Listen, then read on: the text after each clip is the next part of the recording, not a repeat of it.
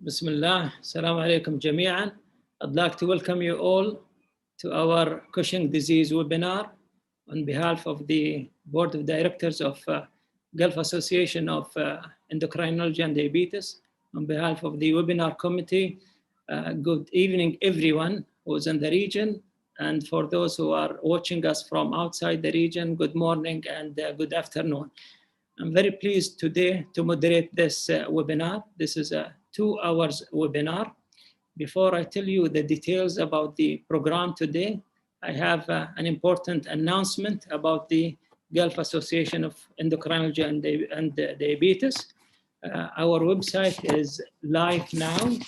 You can view the mission of the association. You could scroll through to see the founding members, the advisory board, the current board members. There is also a place where you can look at the membership section and the bylaws. We encourage you to register. Membership registration is free for now till the end of the year. There are a lot of benefits for joining our association. They are detailed on the website. It's important also to look at the upcoming events for the association, including the lipid course, the bone and osteoporosis course, the annual congress, and the board review course as well. We encourage you to navigate through our journal of diabetes endocrinology practice, and also to look at our clinical guidelines, the regional guidelines on lipids, on osteoporosis, on diabetes. And I welcome you again to the webinar. One more thing about the association, we encourage you to join us in social media, follow us on social media. You can see the recorded sessions which are done in the past and the one that we are doing currently. So with that, I'd like to move to the program. I'm very pleased to have 2 expert pituitary physicians with us today to tackle the issue of Cushing disease. Cushing is a rare disease, a challenging disease to diagnose and challenging to treat. And we have experts in the field to talk to us today and discuss Cushing disease in details.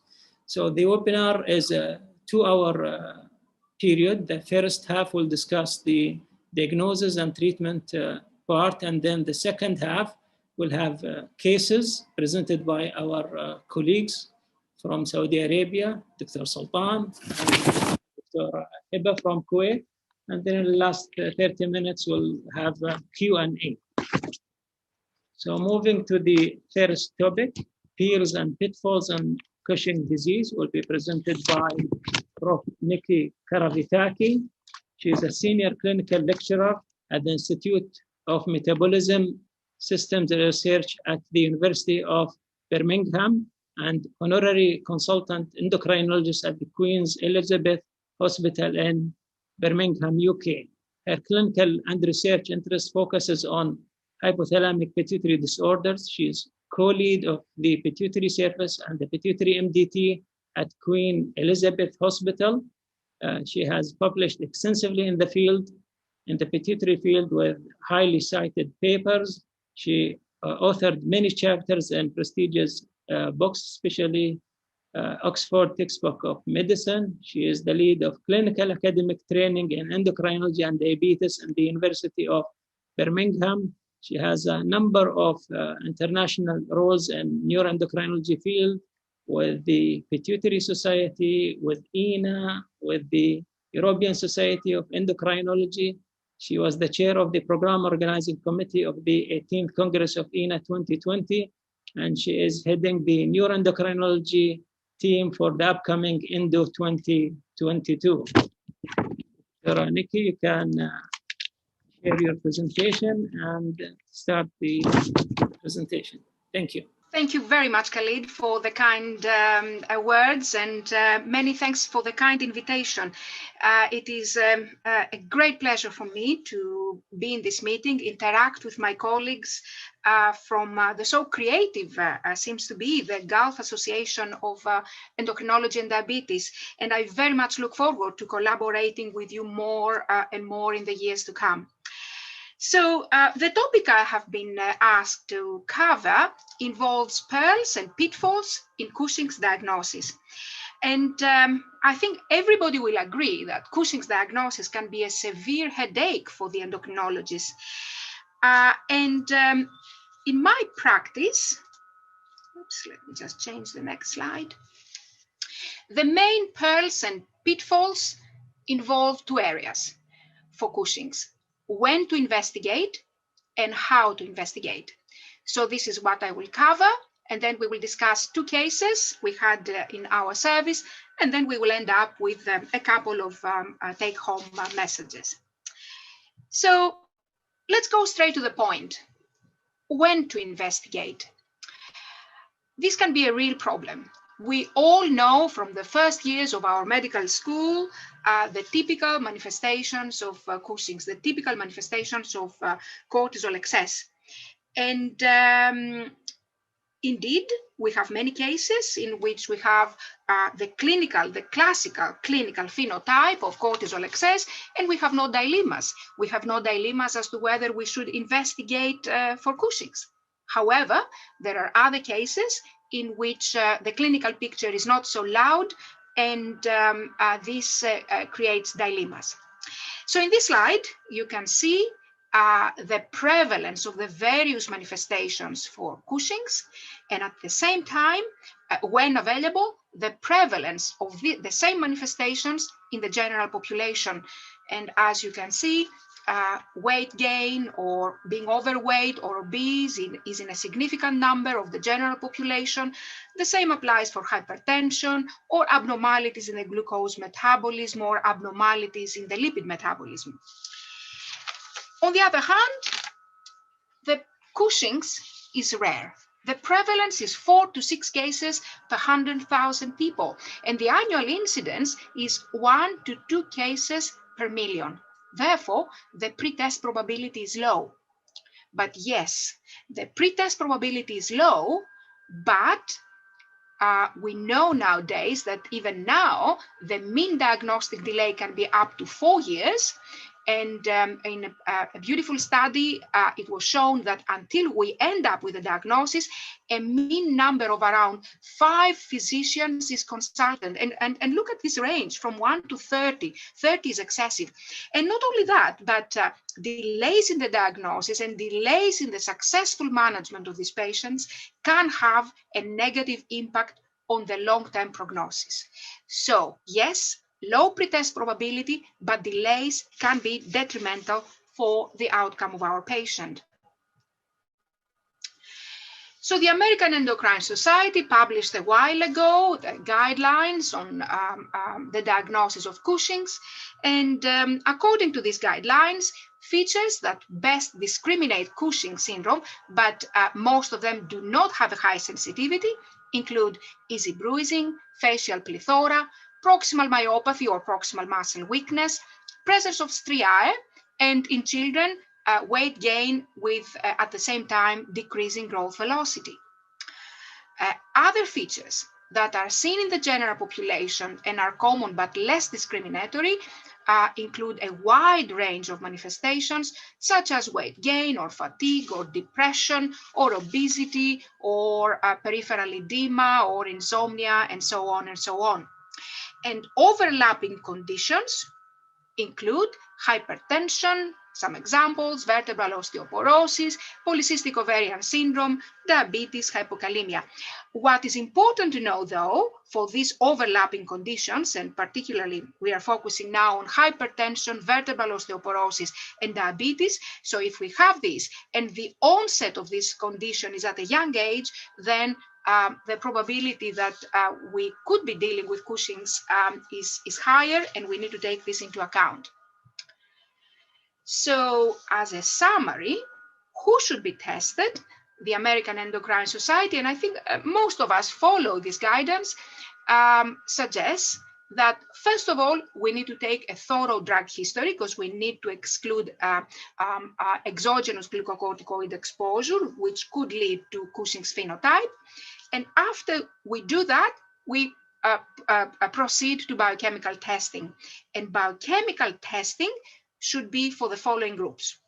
First of all, patients with unusual features for age. So young onset osteoporosis, for example, or young onset hypertension. Also, testing is advised for patients with multiple and progressive features, especially features that are more predictive of Cushing's. For this point, we have to emphasize that we need to take a very careful history and see if we are dealing with cyclical disease. Testing is also recommended for children with decreasing height velocity and increasing weight, and in patients with adrenal incidentalloma, which on imaging seems to be an adenoma. For any other patient group, the American Endocrine Society recommends against widespread testing. And actually, if we look at patients with diabetes mellitus, the prevalence of Cushing syndrome is reported in just 0 up to 3%, and in patients with hypertension from 0.5 to 1%. So it is important to be very cautious on who to test, not just only for cost effectiveness, because tests, investigations can cost, but also because there is a risk of false positive results. And false positive results can trigger further tests, can trigger anxiety, can have consequences for our patient and our healthcare system. Having said that, it is important to remember that because Cushing's tends to progress, accumulation of new manifestations increases the probability that the syndrome is present. So it is important to ask our patient to provide us with all photos, and this could facilitate potential decision as to whether we investigate or not. Because if there are physical changes that have happened over time, then this could enhance the likelihood that we need to proceed to tests. So that's about when to investigate. Now let's move on to how to investigate, which is another issue, another dilemma, another headache. For initial testing, what is recommended is one of these tests, one or two. Personally, I do the screening test, and then if it is positive, I proceed to one or two further tests. So 24-hour urine-free cortisol, at least 2 measurements, given the variability in the 24-hour urine cortisol secretion. Late-night salivary cortisol, again, for the same reason, 2 samples. Overnight dexamethasone suppression test, or low-dose dexamethasone suppression tests. And actually, at the end, multiple tests are needed in most of the times to establish the diagnosis. And it is important to remember conditions with physiologic hypercortisolism, conditions in which the patient does not have Cushing's. And this could be obesity, diabetes, mellitus, depression, alcohol dependence, malnutrition, physical stress, pregnancy, cortisol binding excess, and glucocorticoid resistance, and we have to take this into account when we interpret the results we have requested. Now, this is a beautiful paper, a meta-analysis published in 2020 in the Journal of Clinical Endocrinology and Metabolism, in which the authors looked carefully at the value, the diagnostic value, sensitivity and specificity of various tests for Cushing's. And as we can see, there is no perfect test. Most of them, urinary free cortisol, late night salivary cortisol, dexamethasone, overnight dexamethasone suppression test, or 2 days dexamethasone suppression test, or midnight serum cortisol. So most of them have a sensitivity of more than 90%. And it seems that the overnight dexamethasone suppression test gives the best sensitivity. Specificity can be problematic, with most of the cases ranging between around 85 to 92%. And we can see that the best specificity seems to be for this test So the midnight serum cortisol followed by late night salivary cortisol and overnight dexamethasone suppression test. So we need to keep this in mind when we are interpreting the results of the investigations we have requested. Now, let's go to pearls and pitfalls for each of these tests. So let's start with the dexamethasone suppression test, which classically has a cutoff of below 50 nanomoles per liter. We have to remember the possibility, though, of false positive outcomes. And this can be if there is increased cortisol binding globulin, example, women who are on oral estrogens. It could be in any physiological or pathological condition that could increase cortisol production.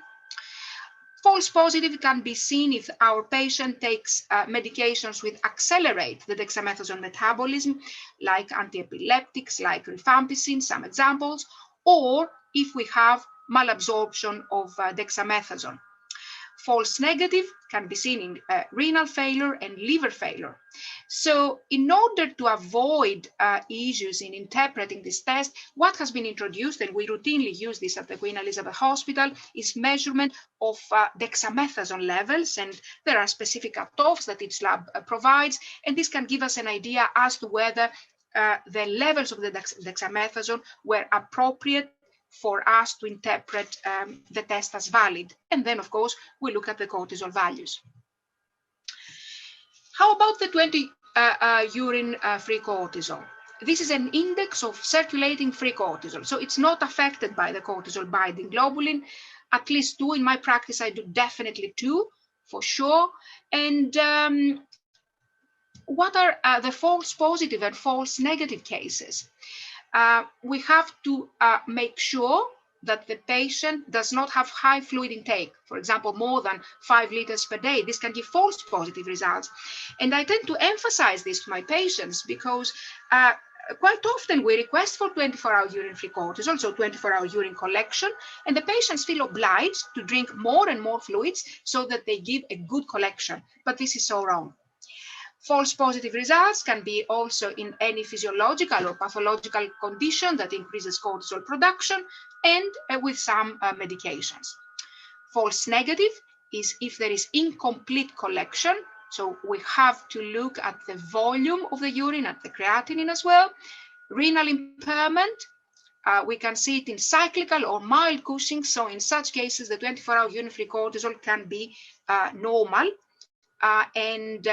In such a scenario, we need to, of course, look at other tests and also be aware of the clinical picture of our patient.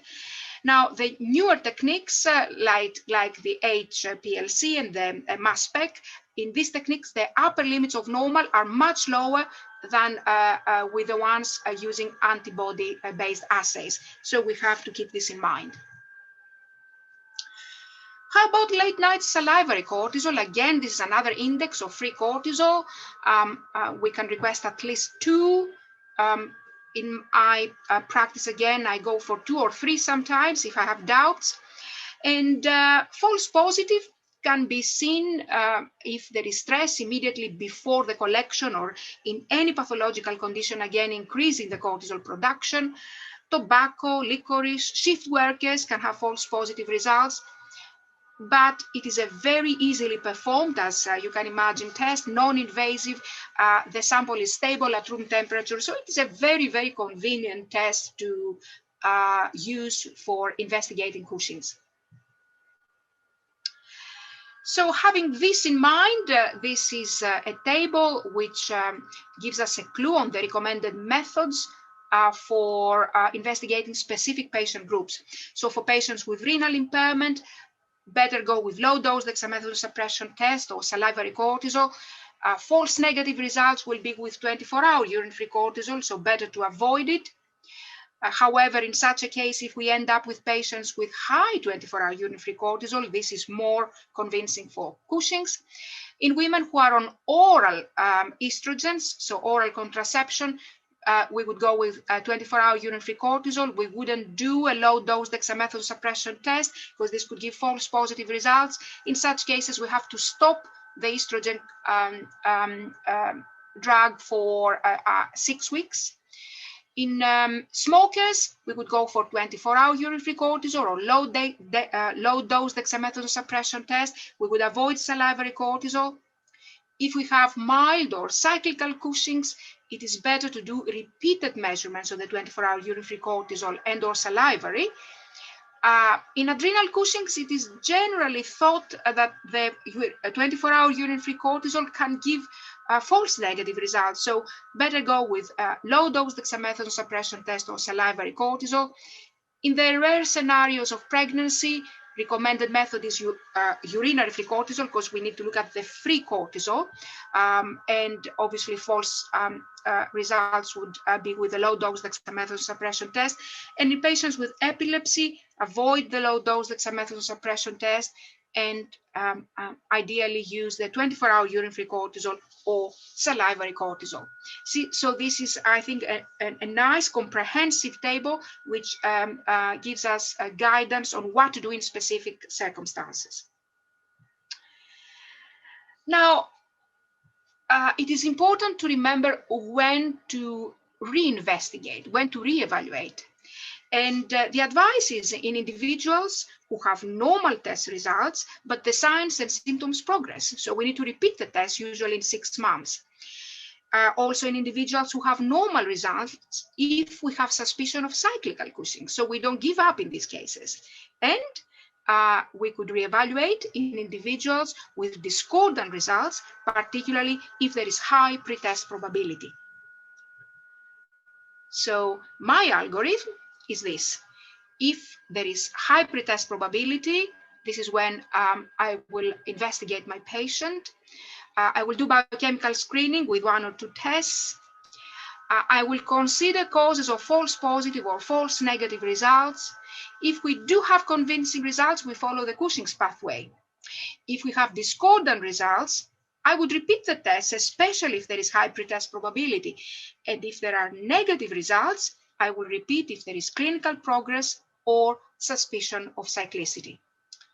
And this is an algorithm which applies in the majority of the cases, but we do know that Cushing's can hide surprises. So we have to be open for all scenarios. And with this, let me share with you 2 cases we dealt with at the Queen Elizabeth Hospital, and discuss some messages that I think these cases have to give us. So first case, this is a male aged 45 who in 2015 was referred to the local endocrine unit because of weight gain. And actually this gain was 20 kilograms in the last 2 years. And he had also noticed abdominal striae. He had a lot on his plate from his past medical history. He had a head injury in a road traffic accident at around the age of 19, and this led to fractures of the skull, the jaw, the pelvis. This resulted in fractures in the skull and the head injury in communicating hydrocephalus, and had shunt insertion. He remained with cognitive deficits. He had epilepsy. He had balance problems.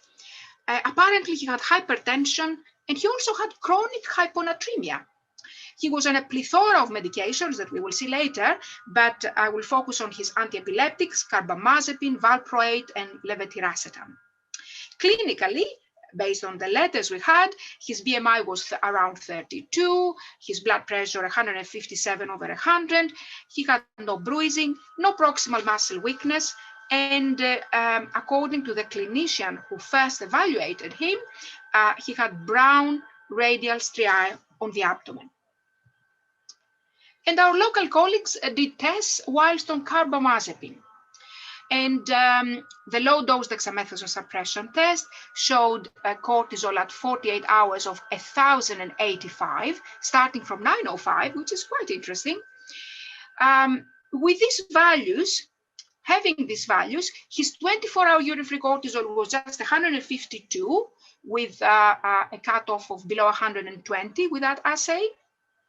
And his late-night salivary cortisols, which we would like them to be below 3.2, they were 13 and 76. Quite a wide range, but still high. His ACTH was 91. And he had hyponatremia. So a patient with query Cushing's and also hyponatremia. And then this patient was referred to the Queen Elizabeth Hospital, and he was referred to neurology. We were not aware of this patient by the local clinician for weaning off his carbamazepine, because it was felt that a dexamethasone suppression test could be done reliably after that. And indeed, the patient was admitted. He was weaned off carbamazepine safely, and this led to resolution of his hyponatremia. And then at that time, we were called by our neurology colleagues to see the patient. And I saw him personally, and from the history I took, there were manifestations of cortisol excess, which were gradually developing in the last 2 to 3 years. And this included easy bruising, proximal muscle weakness, change in the facial appearance with round face. There was weight gain. He had central adiposity. He had thin extremities. There were mood swings, abdominal striae as well, and long-standing hypertension. I could not extract information on how long this had been there. He was on a plethora of medications. We can see 4 antihypertensives. He was on his antiepileptics, fluoxetine as well, and vitamin D and the other medications that are shown in this slide. He lived with his mother, who was and is his carer. He's a non-smoker, and he did not consume alcohol. Clinically, his BMI was 36, so he had put even more weight. Blood pressure reasonably controlled with these 4 antihypertensives. He did have Cushingoid facial appearances. He had buffalo hump. He had supraclavicular fat pads. There was central obesity. There was proximal myopathy. There was thin skin. So there were also purple abdominal striae. So no doubt that this patient had Cushing's. And he had stopped the carbamazepine. I was really convinced that this patient has Cushing's, and even based on the previous tests, this diagnosis was certain. I grabbed the opportunity, though, to do a couple of tests just to be sure that we are absolutely correct. So we did an overnight dexamethasone suppression test of carbamazepine, and you can see the cutoff of below 50 was well above that, 892. I found very interesting his 24-hour urine-free cortisols. So 1,500, and 6 weeks later, 396. Nice urine volume, normal kidney function, and had requested for 2 late-night salivary cortisols. One of them was valid, and you can see this value of 35. Morning ACTH was 38, so no doubt that we are dealing with ACTH-dependent Cushing's, and he also had normal potassium. So what next with this patient? Is it Cushing's disease? Is it ectopic Cushing's? And this is a patient with a shunt because of a previous hydrocephalus. He's a male, and this history has been going on for at least 2 years. So we proceeded to a CRH test, which showed a generous response of both ACTH and cortisol. So this point towards disease. A high-dose dexamethasone suppression test was done, which showed which showed a cortisol of 64 being 660 at time 0. So again, this was consistent with disease. And MRI proved to be a little bit problematic, because we had 2 attempts for pituitary MRI. The patient could not tolerate it. We did a 3rd attempt under sedation, and although asleep, he moved his head constantly. Images were degraded by the motion artifacts. However, as you can see from this scan, there was increased bulkiness in the right pituitary fossa. There was a delayed enhancement, which according to the radiologist could represent a pituitary adenoma. We decided, of course, to send the patient for surgery. So he had transsphenoidal exploration. Our surgeon in his operative note mentioned that he found an adenoma in the right side, which was extending to the left inferiorly. Pathology was a corticotroph adenoma, and post-operatively had undetectable cortisol. So I think happy end for this unfortunate patient with so much on his plate. He remains well. He remains on hydrocortisone, and in his recent review, he's also on testosterone replacement. So I found this case interesting for a number of reasons. First of all, we saw what is the impact of carbamazepine on the dexamethasone suppression tests. Of course, as I mentioned, probably given his robust clinical picture and the previous tests he had, probably I wouldn't have gone through the route of admitting him to neurology and stopping the carbamazepine and do the tests. Having said that, at the end, this proved to be good for him because he got rid of the carbamazepine, his hyponatremia resolved, and it was a good outcome.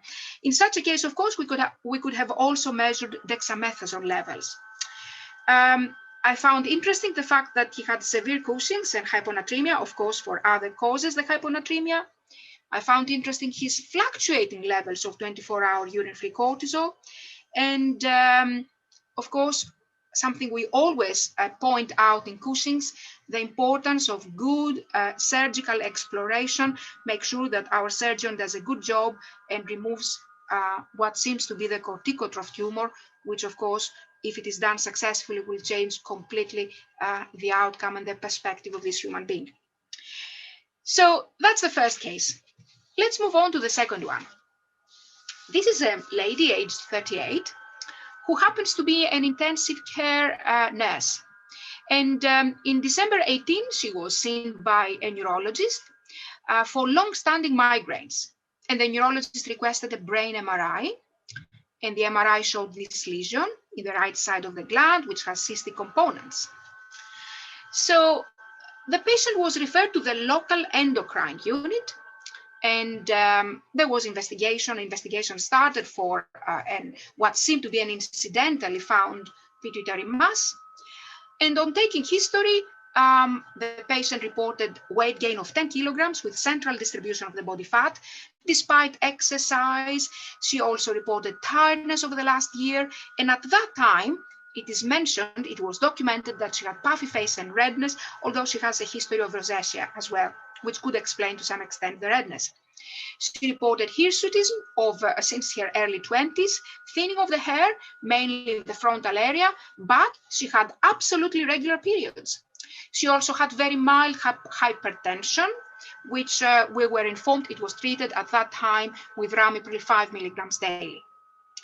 And the tests that were initially done showed that she completely, or I should say appropriately, suppressed on the low-dose dexamethasone suppression test. Here, 24-hour urine-free cortisols were high, 244, 376, with cutoff below 120, not excessively high though, but high. And her ACTH, when it was checked at that time, was 52. So after this, she was referred to the tertiary endocrine unit. And her clinical picture was stable, nothing had changed. And our colleagues in the tertiary endocrine unit, they did tests. And again, she suppressed on the low dose. Her 24-hour urine-free cortisols, again, were not impressive. 168, 215 with cutoff 120. Late-night salivary cortisol within acceptable levels. And monitoring was suggested. There was no convincing evidence that this lady had Cushing's. So during monitoring, in January 2020, 24-hour urine-free cortisol 297, that's again the cutoff, I remind you. For the first time, we have this borderline low-dose dexamethasone suppression test with cortisol of 56. Then a bit later, 24-hour urine-free cortisol is a bit higher, but again, the low-dose dexamethasone suppression test shows a cortisol of 36. So monitoring was again suggested by our colleagues in the tertiary unit. And at that time, she was referred to us for a second opinion, a third actually opinion. And I saw her in July 2020, face-to-face during the COVID pandemic. I liked, even during the COVID pandemic, to see my query Cushing's patients in a face-to-face appointment, especially the new ones. And when I saw her, she mentioned that she had lost 5 kilos of weight in the last 6 months with diet. Her energy levels and migraines had improved. She did not require Ramipril anymore. She had regular periods, but she was keen for fertility. She was 37 at that time, and she felt that she's running out of time. She informed me that she had been off work for 1 year due to migraines, so which recently had improved. She was not on any medication. There was no family history of pituitary tumor. And clinically, her BMI was around 29. She had blood pressure when she arrived in the consulting room of 139/88. She had some sort of central distribution of the body fat, very mild buffalo hump and supraclavicular fat pads, and she had thin scalp hair, but nothing more than that. So I requested blood tests on the day of clinic visit. It was an 11 a.m. sample. Here, random cortisol was 499, androgens, blood electrolytes, glucosylated hemoglobin, nothing exciting. Pituitary hormone profile was fine otherwise. Her IGF-1 was found slightly above normal, but later normal, and I will not go into that. It seems that there was an assay issue. And then we arranged investigations during the COVID pandemic.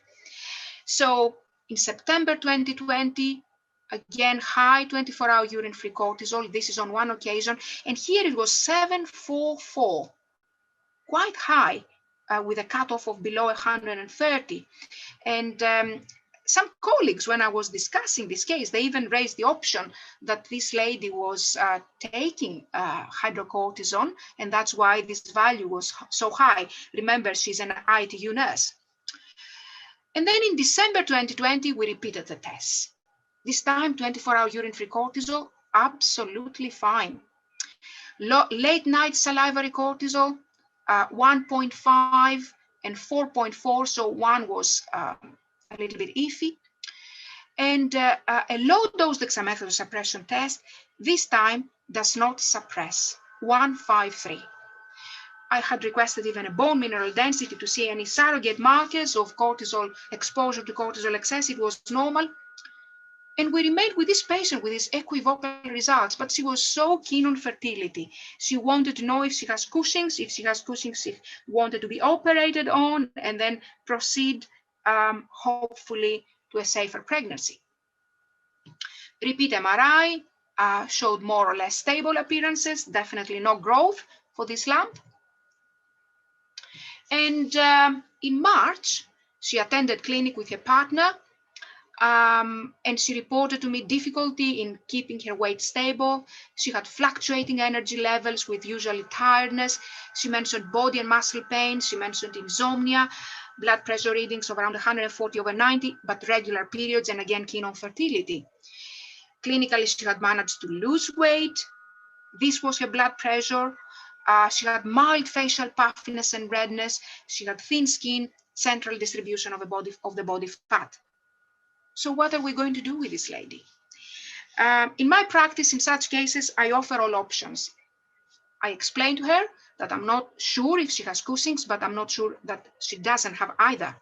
So we went through the option of monitoring, of becoming pregnant, but if she had Cushing's, obviously this would be high-risk pregnancy, of having a trial of medical treatment and see if things improved, or even of a transsphenoidal exploration, knowing the potential benefits if she had Cushing's and this was successful, and the possible risks, especially the risk of becoming hypopit, and this could have an impact on her fertility.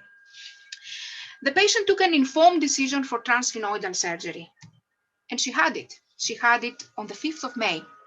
Post-operative blood cortisol below 28, so undetectable, and the pathology showed double adenomas, a corticotroph, so ACTH immunoreactive and TPIT positive corticotrophinoma, and a prolactin immunoreactive with PIT1 positive prolactinoma. However, prolactin was always normal, so probably this is something of no clinical significance. So points for this case: this lady had mild Cushing's, clinically and biochemically, and there was also a cyclical component. the message to me is listen to the patient, repeat tests if the results are not convincing and if there is high pretest probability, but sometimes be prepared that we may miss cases. And another important point for me with this case is the value of having an honest discussion with the patient, an honest and detailed discussion with the patient about our concerns, about the options that are on the way, and about the risks and potential benefits of what we will do. So I will stop here, but before that, let me give the take-home messages. So listen carefully to the patient, examine thoroughly your patient, investigate for Cushing's when there is high pretest probability, be aware of the caveats of the test and choose and interpret the results accordingly. Repeat the screening if there are ambiguous results and high pretest probability, if there is clinical progress or if there is suspicion of cyclicity. But above all, be ready for positive and negative surprises when you deal with patients who may have Cushing's. So I would like to express my thanks to our Birmingham pituitary team, a wide team, as you can see, from various specialties. Without them, I don't think I would have been able to work in such a pleasant and productive way in Birmingham. Just to launch our Birmingham Pituitary Academy, which is a place where all the pituitary team, academic and NHS, will try and offer training, and not only that, and you will, we will announce this in the future. And again, many, many thanks for inviting me, and many thanks for your attention. Thank you very much, Prof. Niki, for an excellent presentation and nice challenging cases as well. We'll continue with our program. The second talk will be about medical management of persistent Cushing disease by Professor Amir Hamrahian. He's Associate Professor of Medicine at Johns Hopkins, joined early 2018. He earned his medical degree in Turkey, and then he moved to US where he did his GIM in North Dakota and endocrinology in Case Western University. He joined Cleveland Clinic team in 2000, and we had the pleasure to have Amir with us in UAE at Cleveland Clinic Abu Dhabi 2014 to 2018. He was very active. He arranged pituitary days for 2 consecutive years. He's obviously expert in pituitary and adrenal disorders, more than 80 papers. He is a member for many of the pituitary and adrenal guidelines, including acromegaly, diagnosis of Cushing, management of Cushing, macroprolactinemia, and so on. Dr. Amir, you can share your slides and start the presentation. Assalamu alaikum, my brothers and sisters.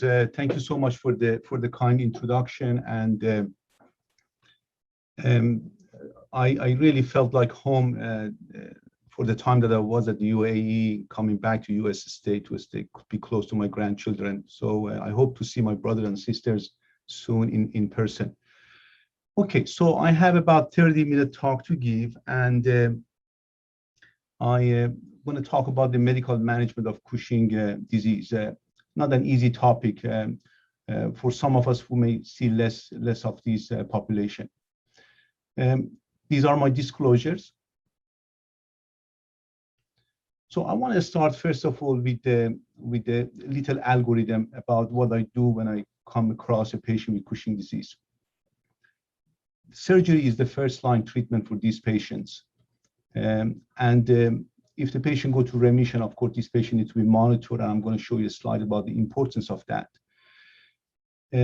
But if they have persistent disease after surgery, we always consider a second surgery by a pituitary surgeon, by a Cushing surgeon. You know, there are neurosurgeons, there are pituitary surgeons, and there are Cushing surgeons. And really, a minimum of 25 to 50 surgeries per year should be done by a surgeon before you consider them as a pituitary surgeon. And this is more difficult actually for the patient with the Cushing disease and being a Cushing expert in a surgery.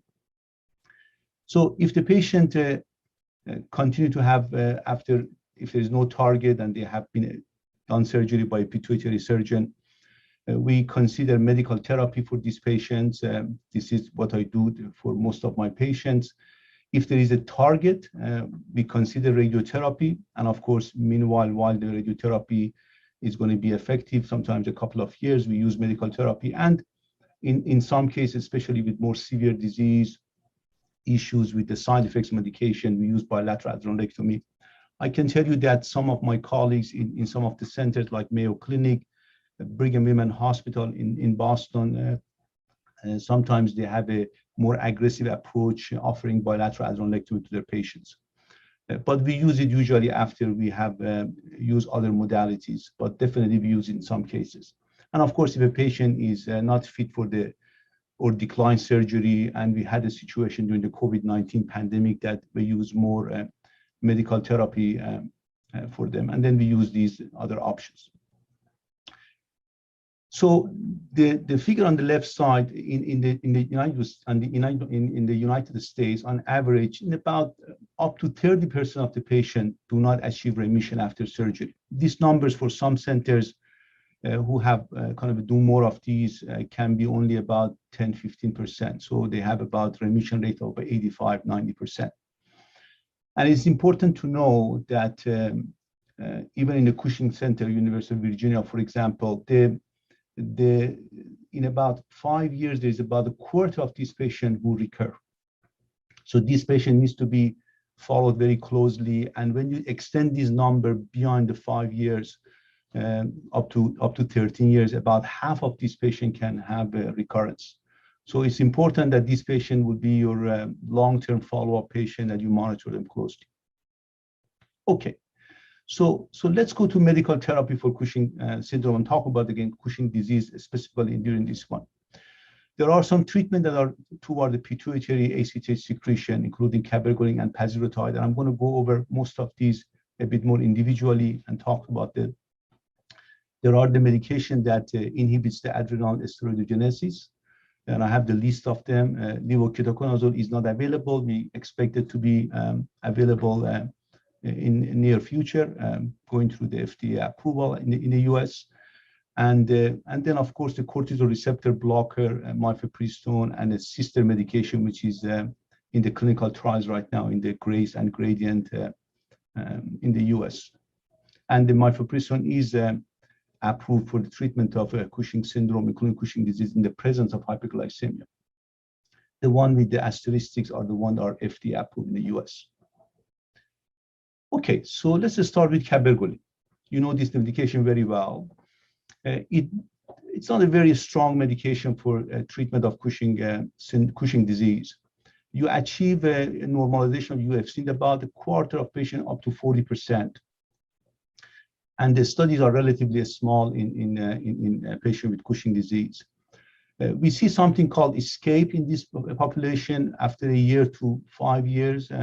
About a quarter of these patients have escaped from the effect of the medication, and they have elevated levels again.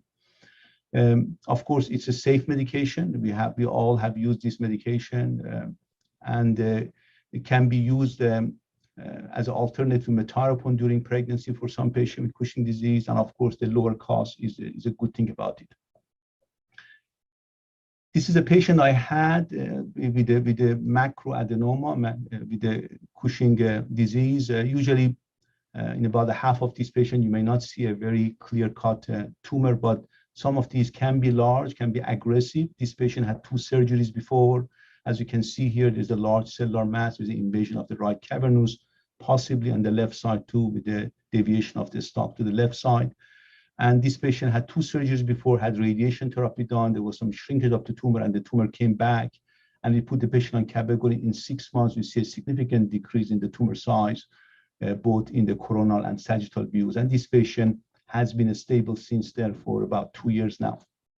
There are some abnormal results, but at least from a tumor standpoint, we have been able to achieve a decrease, taking the tumor away from the optic chiasm and then the stability of the remnant tumor.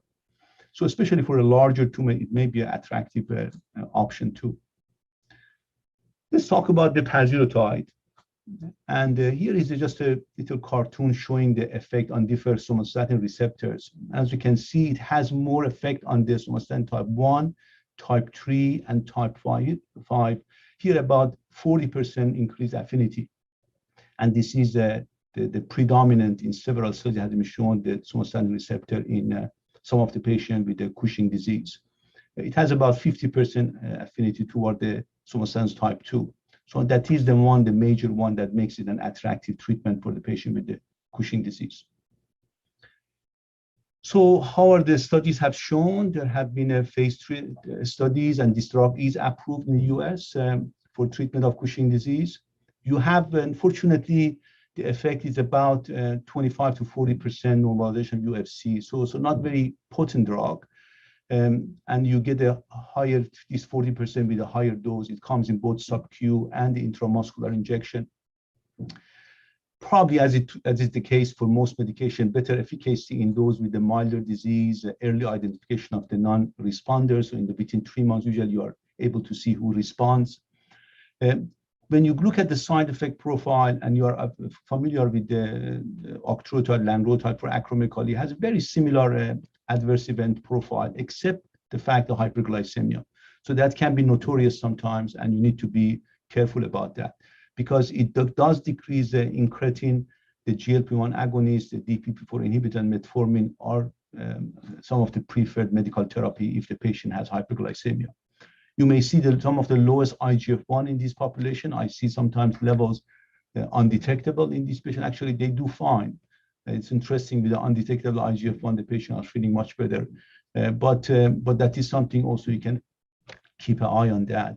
It has a potential for a decrease in tumor size. I'm going to show a slide about that. And of course, it comes with a higher cost. This study was published in 2020 in Pituitary. It shows a little bit busier slide, but I think I can go over that a minute or two.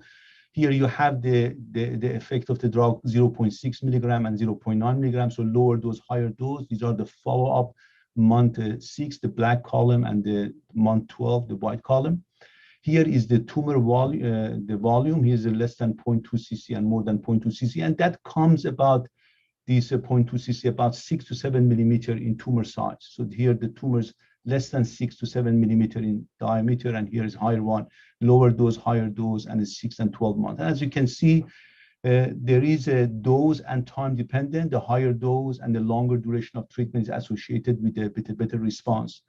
And the control of UFC in this study was not required for reduction of tumor volume. So sometimes you can have a tumor size decrease despite the levels may not normalize. And no relationship was noted between the baseline tumor size and the change in tumor. So another option in addition to cabergoline to consider in patients with a larger tumor.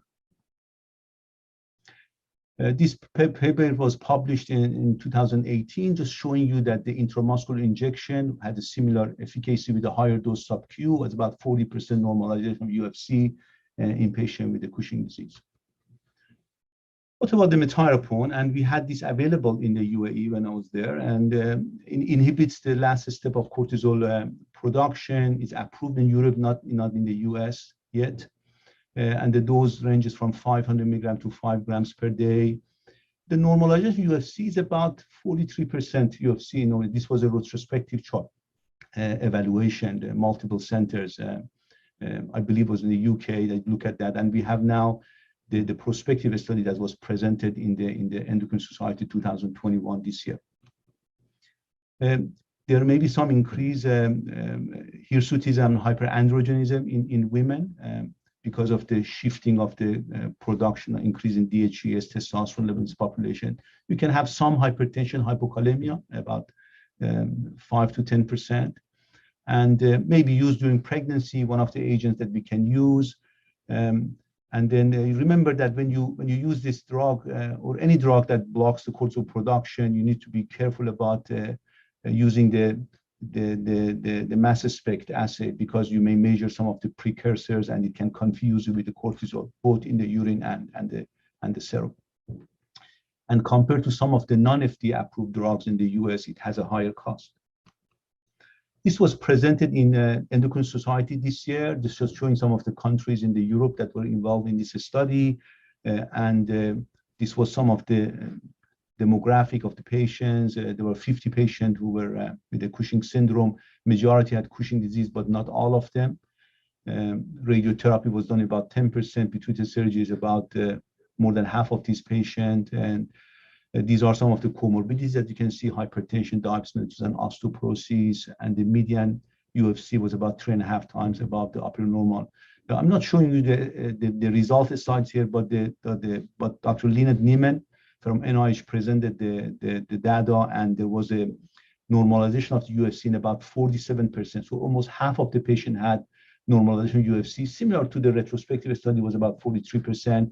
Another third had more than 50% decrease in the urine-free cortisol. So an agent that seems to be at least based on what the numbers we have, had a little better efficacy compared to pasireotide. Now, what about the osilodonostat? This is a kind of a new kid on the block. This has been approved in the United States. Similar action with the metarapone, blocks the last step of the cortisol production. It's more potent than metarapone, and you can see from the dosing compared to 500 milligram to about 5-6 grams. It comes about 2 to 30 milligram BID. I don't know if you have it available in the UA or not. In the LINK-3 trial, there was a 60% achievement of the UFC. And in Endocrine Society, they presented the LINK-4 study result. And in that study, at 36 weeks, there was 81% normalization UFC.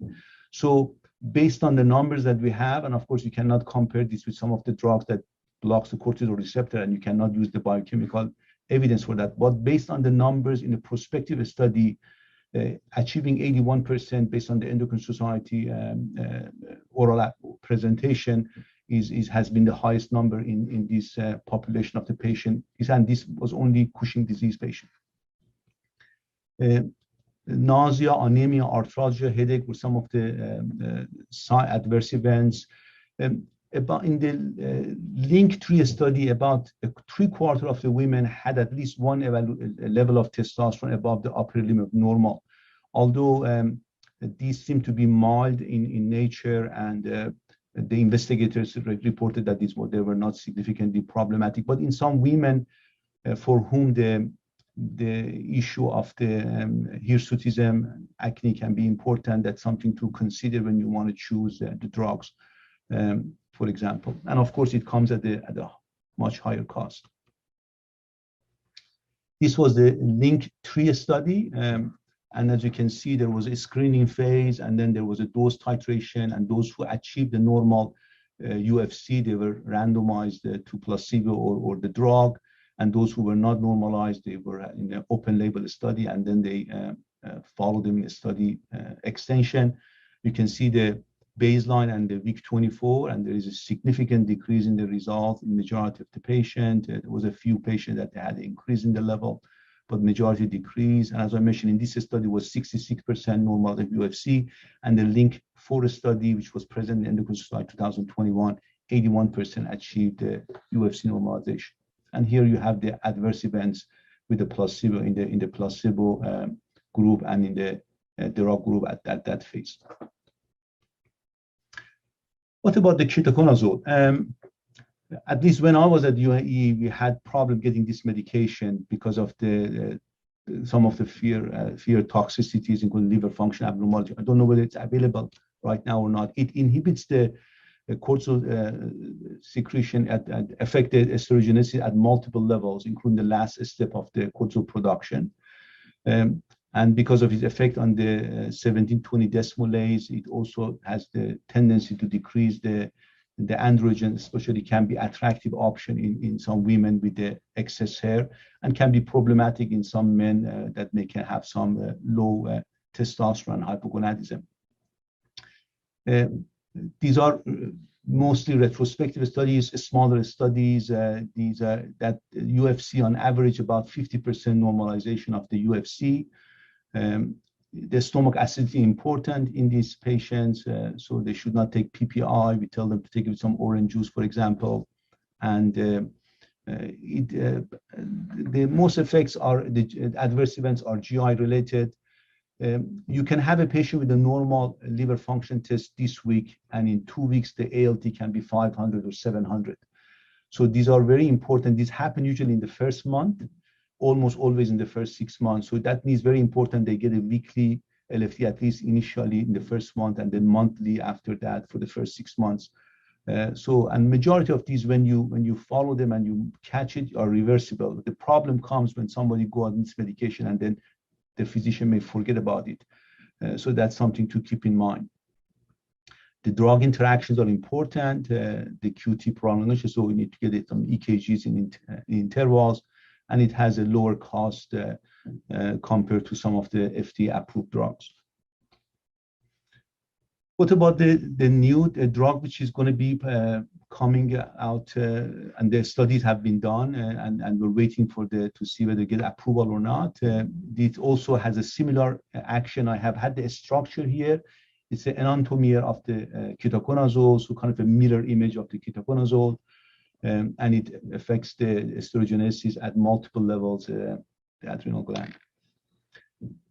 The result of the UFC normalization was definitely lower than some of the other drugs that I just discussed to you. In the phase 3 study, about 31% of the patient had normalization UFC. There was improvement in the weight, A1C, lipid, acne, hirsutism score, quality of life improvement. But as I mentioned, just about a third of the patient had normalization UFC. Headache and nausea are some of the most common adverse events.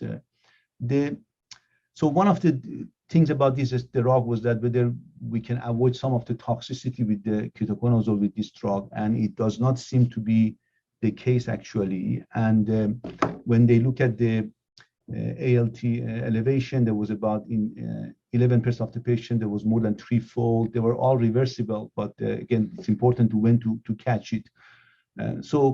It doesn't seem to, although they say it's more potent, the dose was about 300 to 1200 milligram per day. So it may not be the most more potent in actually in clinical practice. And the liver function test still need to be monitored. And I'm sure they're going to put a black box that they need to have a very frequent liver function test when you want to use this medication. The effect on the hirsutism acne can be potentially attractive for some of the patients. And of course, going to come at, I'm sure, at a higher cost. Here are some of the acne global score and the hirsutism score in these patients with the levoketoconazole. As you can see, there's a decrease in them. These are the clinical signs and symptoms. The majority actually did not have a significant change, but there were more patients with the improvement compared to worsening, and there was improvement in quality of life questionnaire. What about the mifepristone? It's a cortisol receptor antagonist, FDA approved in the patient with hyperglycemia. So you cannot use the urine test, the blood test to monitor these patients' drug efficacy. You need to go back to 40, 50 years ago and be a good clinician and watch them in the clinic. The clinical kind of a manifestation, the patient's symptoms, signs should be used as a guide to therapy. There are a number of the adverse events, especially hypokalemia, that needs to be watched for, drug interactions, endometrial thickening, because of the progesterone blocking effect that needs to be considered. Many patients, we start them on low dose aldactone at the beginning of the study unless the potassium is in the high normal, just as a precaution for the hypokalemia. And of course, it comes at a much higher cost. The ralocorrelatant is going to be in doing a GRACE and gradient study. We're part of I'm the PI for the gradient study at Johns Hopkins. This is for adrenal incidentalomas, and the other one pushing with the Cushing syndrome. It doesn't has any anti-progesterone effects, so it doesn't cause endometrial hyperplasia.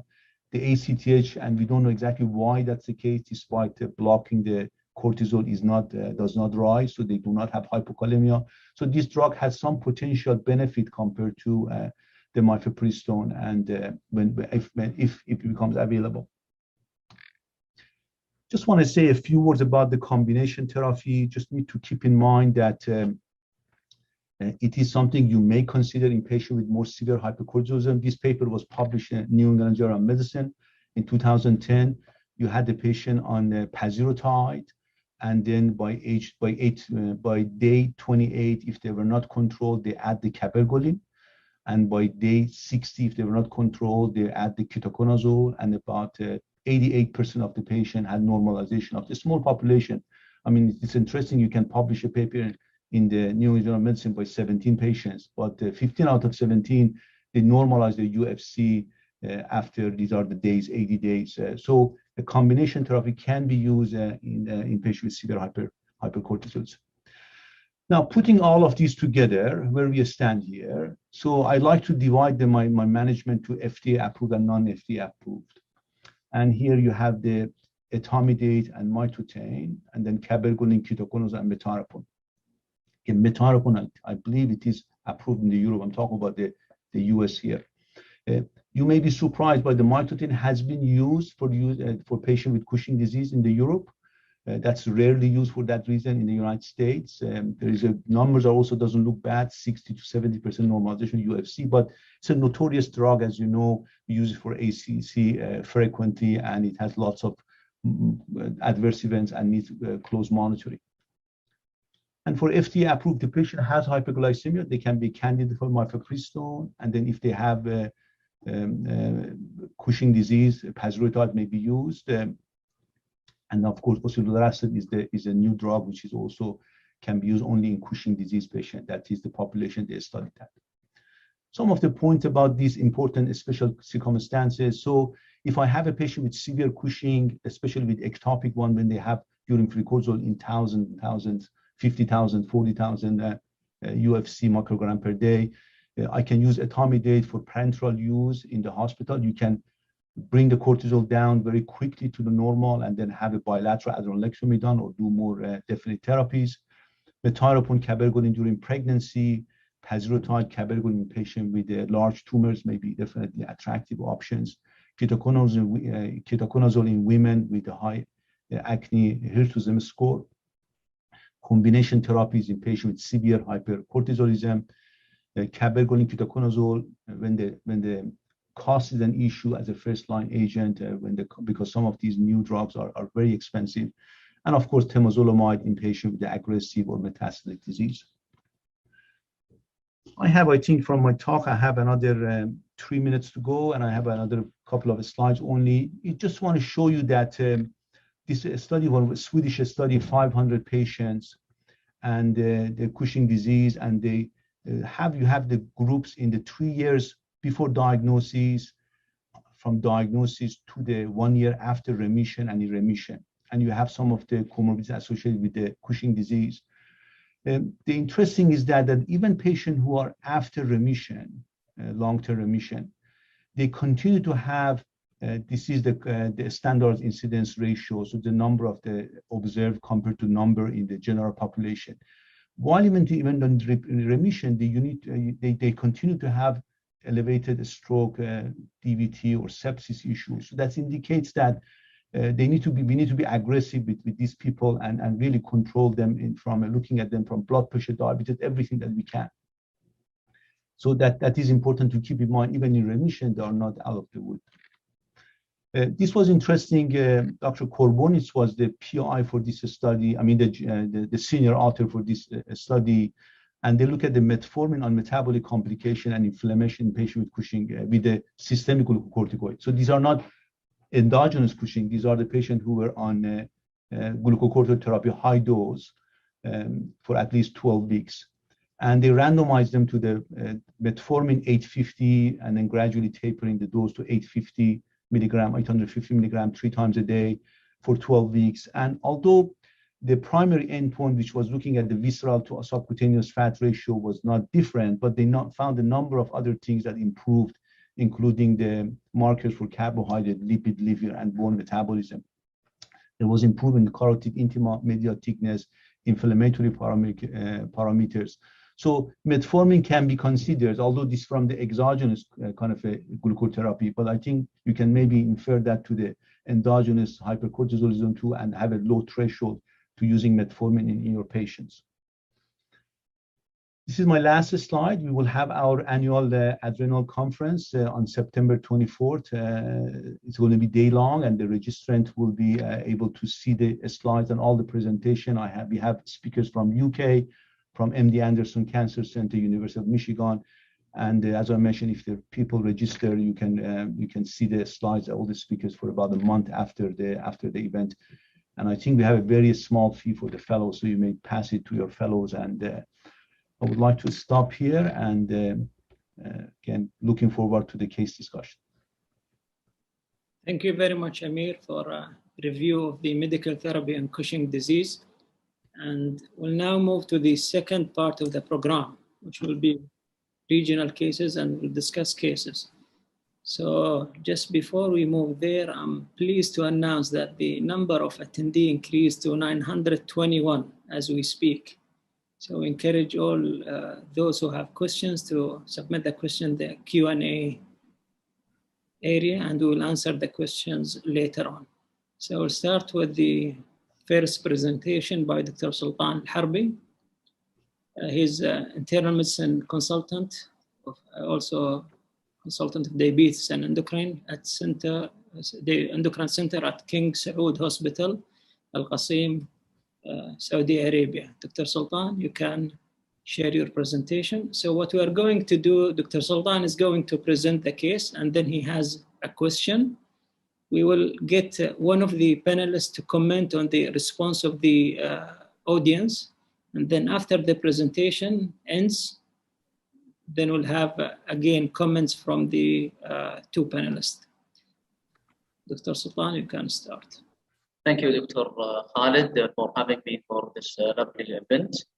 So we have the 23-year-old female, not known to have any medical illness before, presented to Al-Amal complex of mental health in Riyadh with a history of suicidal tendencies and one episode of suicidal attempt.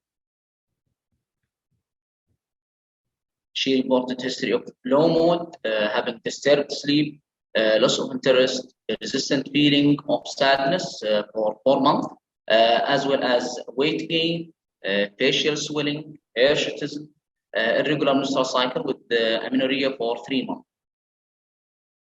She was prescribed fluoxetine 40 milligram and quetiapine 100 milligram with mild improvement. She was seen by internal medicine specialist who referred the case for our endocrinology clinic at King Fahd Medical City, Riyadh, for evaluation for possible Cushing disease. She was seen in the endocrinology clinic where she reported the same symptoms as mentioned above, in addition to headache, acne, and proximal muscle weakness. She denied any history of steroid and herbal medicine use, no family history of Cushing disease, other pituitary disorder, or endocrinopathy. On examination, her vital signs were normal, BMI of 24. She had the breast affect, rounded face with acne and hirsutism, striae in the upper limb and abdomen with proximal muscle weakness, 4/5. Initial investigation showed that the 24-hour urinary free cortisol was more than 633, which is more than 3 times of upper limit of normal. This result was confirmed on second sample, cortisol level of 469 after low dose dexamethasone suppression test with an ACTH level of 9.8. She also had pre-diabetes with hemoglobin A1C of 6.1 and dyslipidemia. Level of other anterior pituitary hormone tested were within normal range, as well as serum electrolyte, renal function, and thyroid function tests were normal. Pituitary MRI, coronal section of the pituitary MRI shows the left anterior microadenoma with size of 6 by 5 millimeter. She was referred to neurosurgery and underwent transfemoidal resection of the tumor with histopathology of consistent with pituitary adenoma positive for STH. Repeated cortisol level after tumor resection was less than 27, which is best indicator for cure, and STH of 2.2.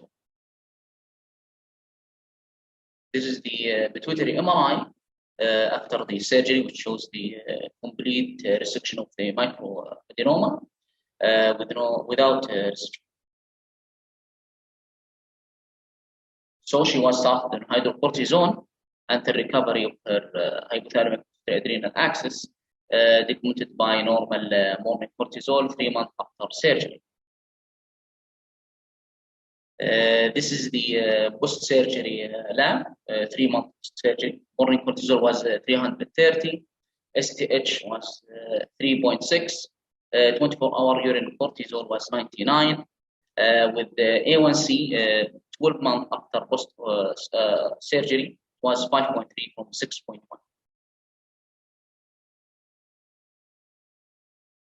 During follow-up, her depressive symptoms improved, but not resolved, and she was able to stop fluoxetine 5 months post-surgery. Currently, she is maintained on quetiapine 100 milligram with significant improvement in her psychiatric symptoms.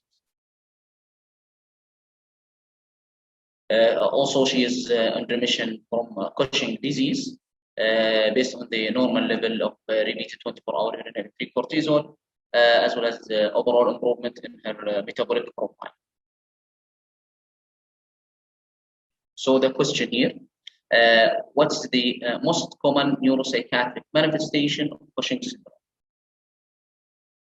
Is it anxiety, depression, mania, impairment of memory, suicide attempt, panic attack?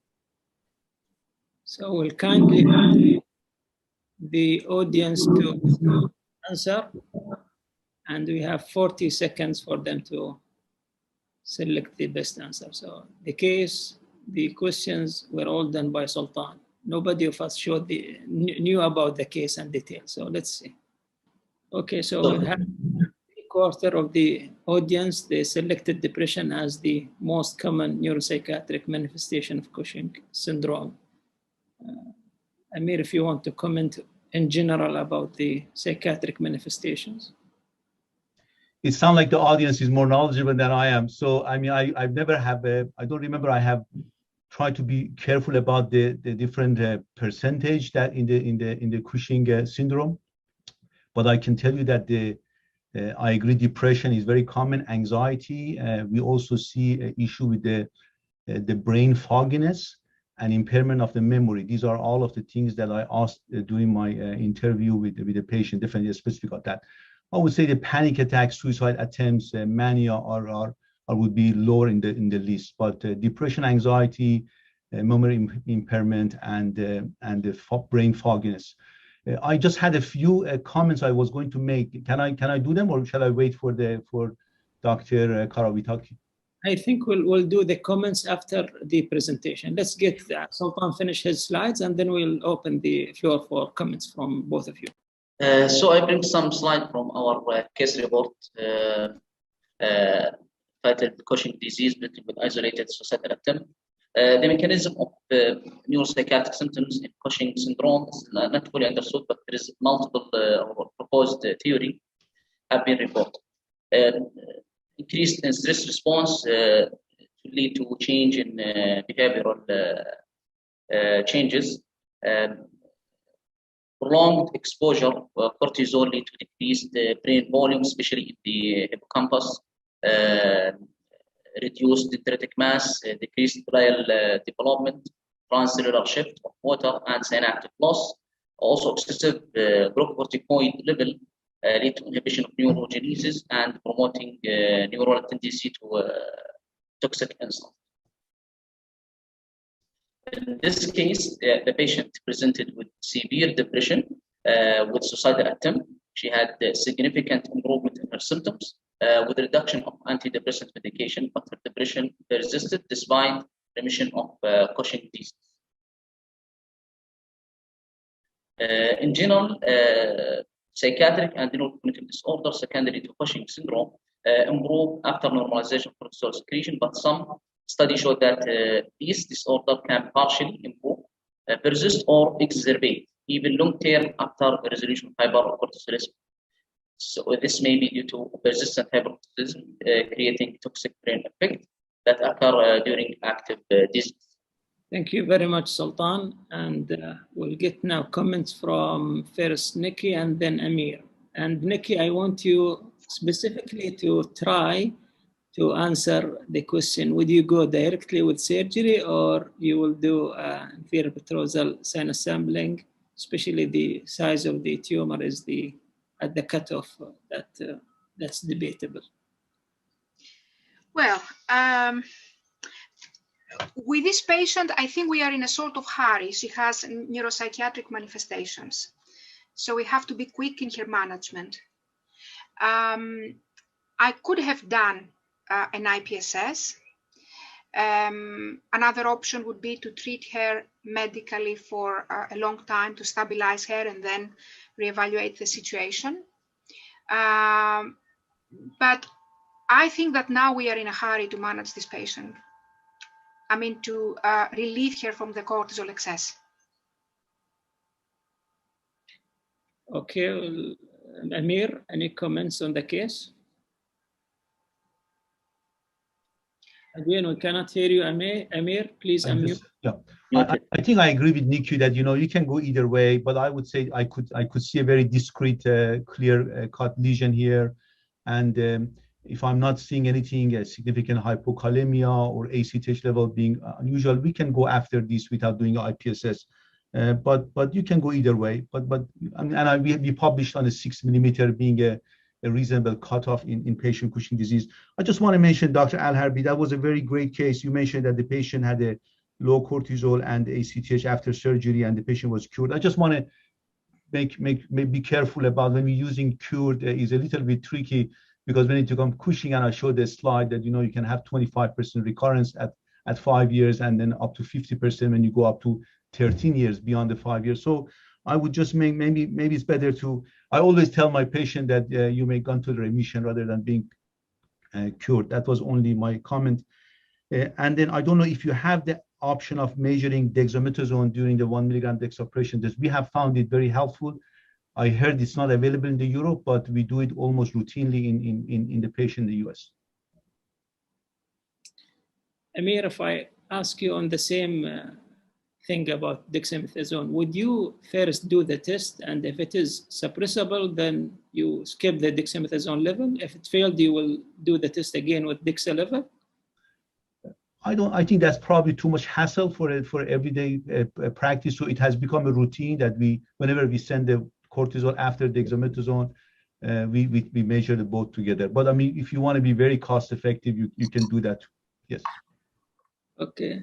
I'd like to thank. Comment for their case, please. I mean, what I found interesting is the cortisol of the levels of the cortisol at 3 months post-operatively. And I have fears that this lady may show recurrence relatively soon, because the access recovered within 3 months. And this is not a very good sign, I would have thought. So I would be more cautious, particularly with this group of patients. And coming to the dexamethasone levels, just to add to what Amir said, we tend to measure them if there is no suppression. We are trying to be cost effective. Thank you very much. Thanks, Niki. Thank you once again, Sultan. And we'll move now to the second case by Dr. Hibba Al-Hamidi. She's an endocrinologist at Jaber Al-Hamad Hospital. She did her fellowship training in Mayo Clinic, Florida. She's American board certified in internal medicine and endocrinology, and she has another interesting case for discussion. Dr. Hibba will do the same. So we'll present the case and then we'll pause for the question and audience response. Right, good evening. So this is a clinical case. It is a 30-year-old Kuwaiti male who presented with weight gain, purple stria in his abdomen and puffiness in his face. His symptoms started 2 to 3 months prior to presentation, and he underwent a urine-free cortisol at a private clinic. This was significantly elevated. The level was 2,500 with the normal value going up to 200, so almost 10 times upper limit of normal. He had correct collection of the urine. He had a normal 24-hour urinary value of creatinine, as well as the urine volume. On physical examination, his vital signs were within normal limits. He did not have hypertension. His BMI was in the overweight range, that was 27.3. He had Cushingoid features, including moon pace, dorsocervical fat pads, as well as purple stria in the abdomen and thighs. Otherwise, his physical examination was normal.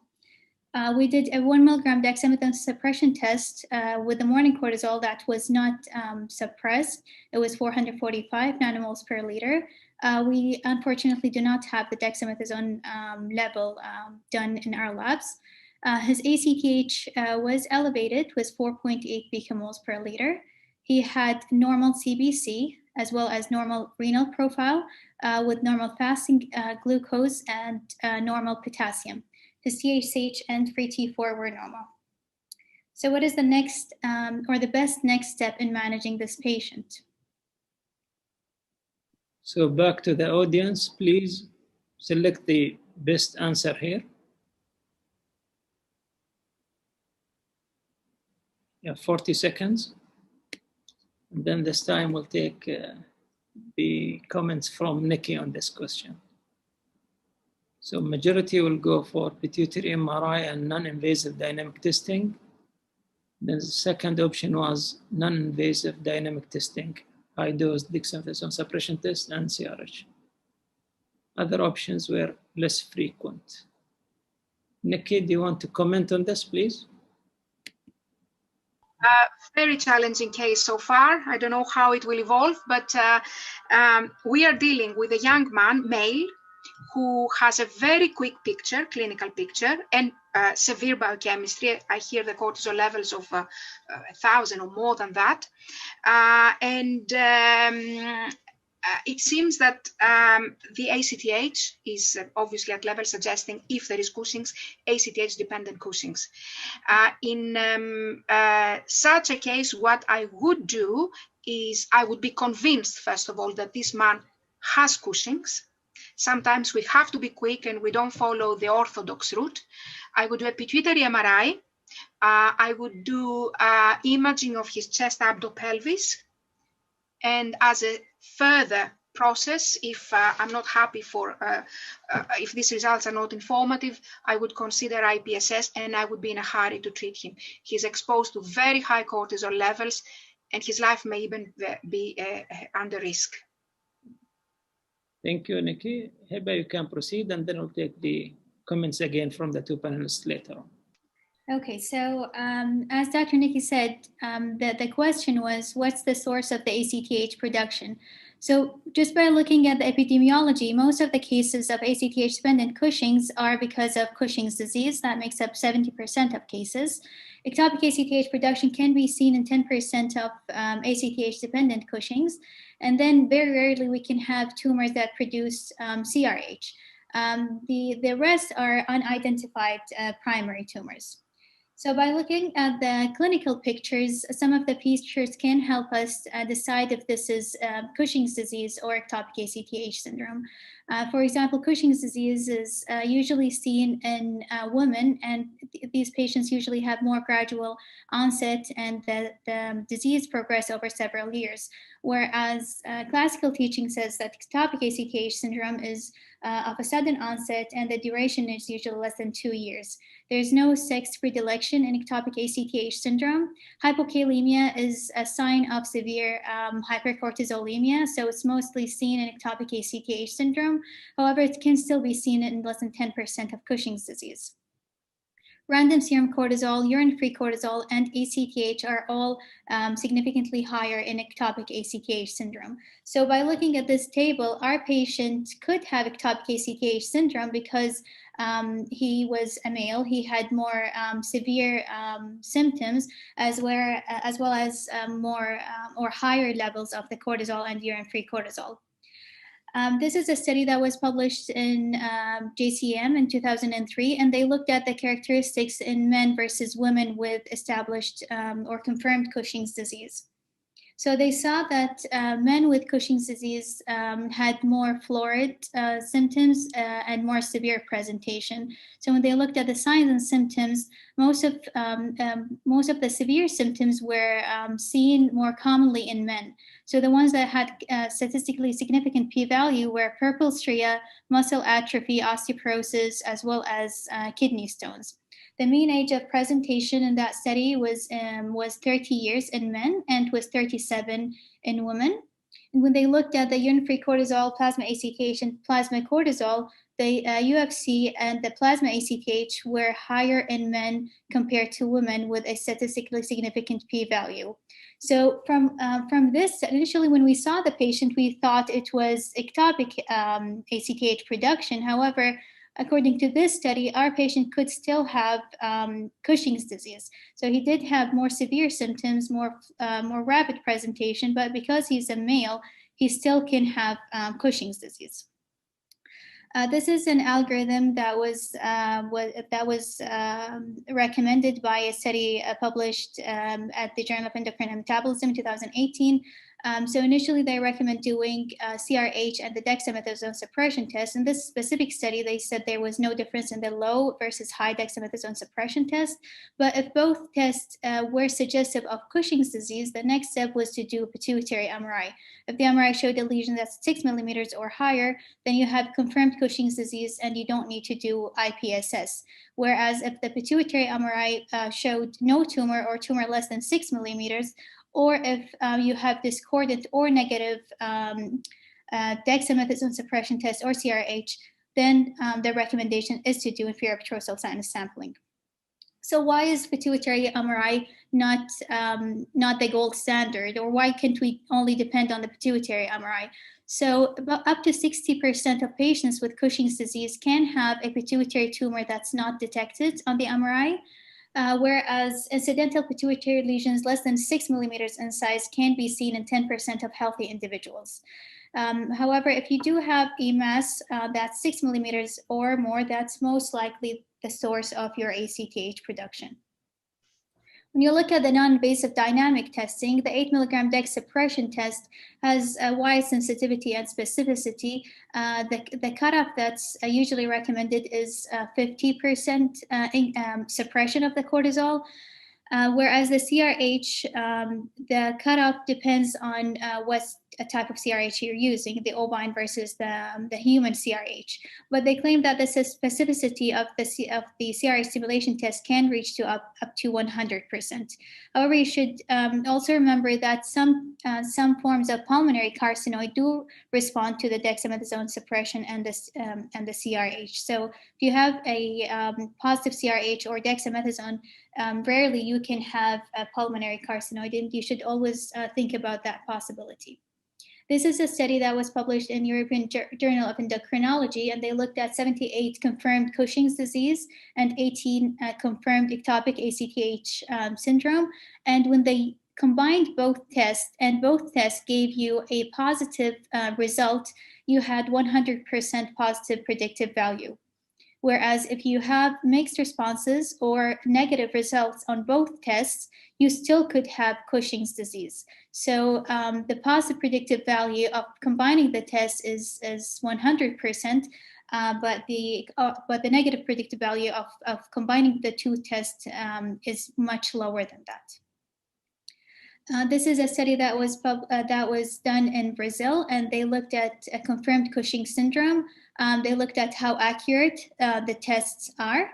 And here they suggested either doing one test with a high cutoff to call the test positive, or combining the two tests.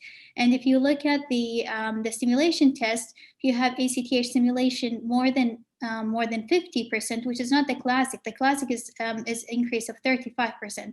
So if you have a cutoff that's 50% or higher, you can reach 100% specificity and positive predictive value. With the dexamethasone suppression test, also if you increase the suppression, you can reach 100% specificity and 100% positive predictive value, or you can combine the two tests with more classic cutoffs, and at that point you can also reach 100% specificity and positive predictive value. This is the last study that I want to present today. It was a recent study published in JCEM in 2020, and the aim of this study was if they were able to limit the need of IPSS. It was also reviewed by Dr. Neiman.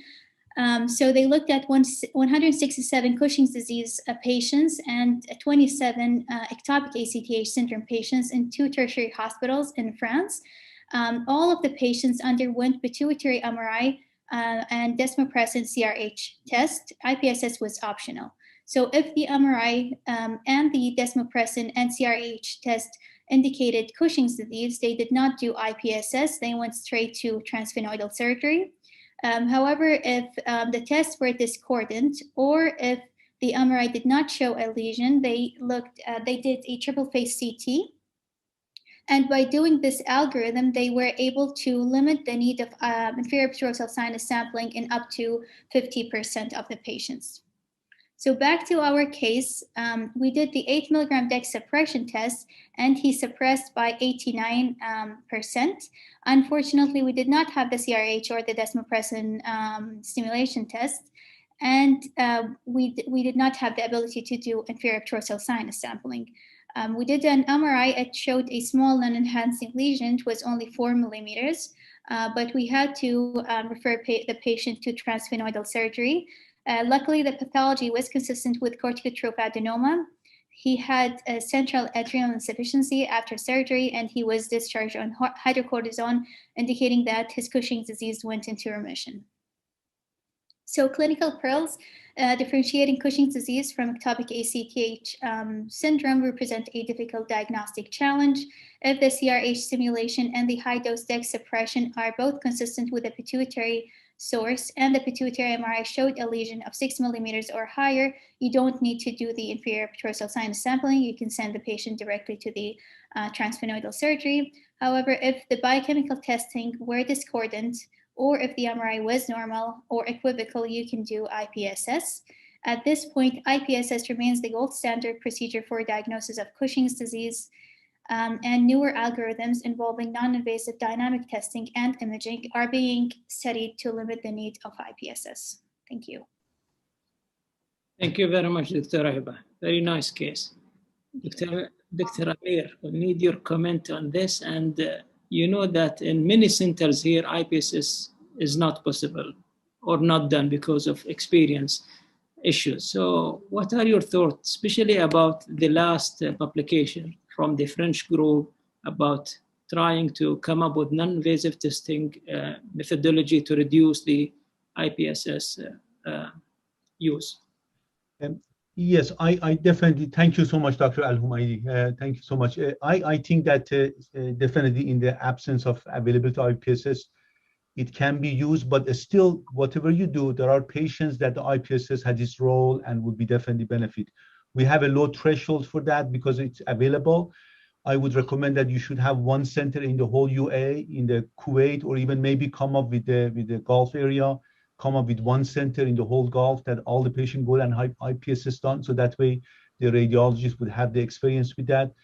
So there is sometimes definitely cases like this case, for example. I mean, you had a patient with a relatively small tumor, 10 times above the normal, the UFC being men. So, I mean, these are the, I mean, I would have been a little bit nervous about not doing IPSS, but I understand that. And then there was no CRH test done or desmopressin, which we have less experience with that. So this would have been a case that could have been done, but it looks like had a happy ending, and the result showed that the patient had a corticotropic adenoma. Thank you, Amir. Niki, are you surprised with the results? I have seen such cases, one actually, I shouldn't say such, a similar case in a young man who was 21, 20, something like that at that time. However, I think the beauty of Cushing's is that our approach quite often can be individualized. So in this particular patient, with a cortisol of around 1,000, if I got it right, and maybe Heba confirm that if I got it right. Yeah, the urine cortisol was around 2,000, yeah. 2,000. Yeah. I wouldn't go for a high-dose dexamethasone suppression test. Mm-hmm. The question is, does this patient have Cushing's or not? Clinically, and with these values, it must be Cushing's. Then the next question is it ACTH dependent or not? With this ACTH, it is ACTH dependent. So what I need to do is to identify the source. Where is this tumor? By the pretest probability, he's a male with a very quick clinical picture with very high cortisol levels. So my mind would be go first to ectopic. Of course, yes, we have to think of pituitary as well. So I would, as I said, I would not go to CRH or high dose. I would do immediately a pituitary MRI. What if he has a macroadenoma? 2 centimeters, 1 point whatever centimeter macroadenoma, which obviously guides us much more. And yes, if there is no IPSS, I understand the problems, but I would have gone with an IPSS. I wouldn't have delayed with CRH or high dose in this particular case. Thank you very much. Many thanks, Dr. Heba, for your presentation, and we just need to proceed with our program. So we'll go with the Q&A session. I know Amir is busy and he has to finish on time to round on patients. So we have only 15 minutes and we have 64 questions. So we'll go quick questions, quick answers, please. So start with Niki. There was a question about investigating Cushing's patient who is using antiepileptic treatment. If they cannot stop the antiepileptic medications, this is a question.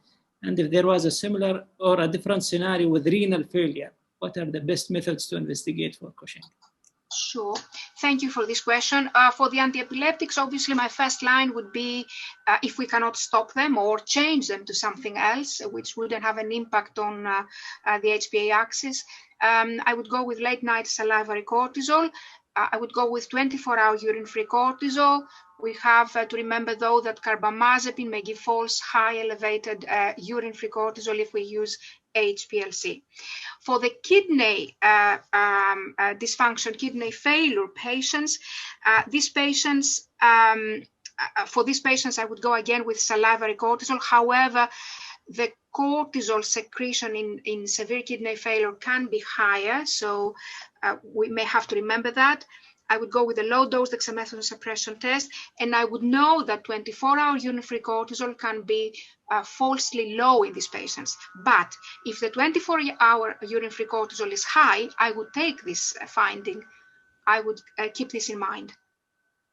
Any cutoff level of EGFR where your test may not be very effective?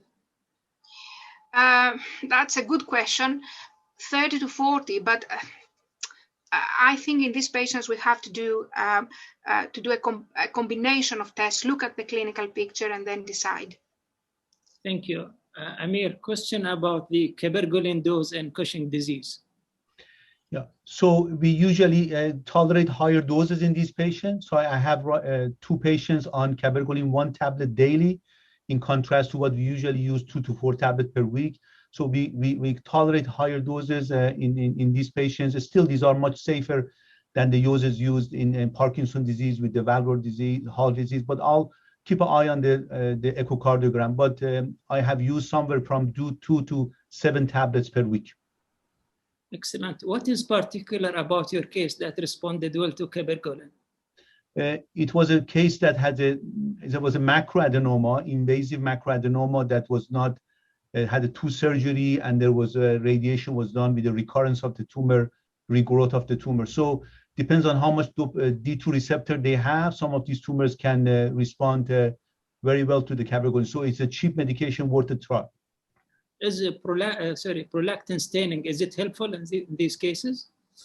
Oh, absolutely. I mean, not for this patient. So sure, I mean, sometimes you can have a patient with co-secretion of the growth hormone and prolactin, and maybe it can be a factor there. But in this patient, there was no evidence of prolactin staining or just a stock effect elevation. No, so you don't need to have elevated prolactin to have a response. Thank you. Niki, is there a specific dose of dexamethasone for obese patient if you are going overnight dexamethasone suppression test? We tend to use the usual doses. There have been in the past a couple of papers talking about different doses, but we tend to use the usual doses we use. And obviously we have other tests to use for confirmation of Cushing's in these patients anyway.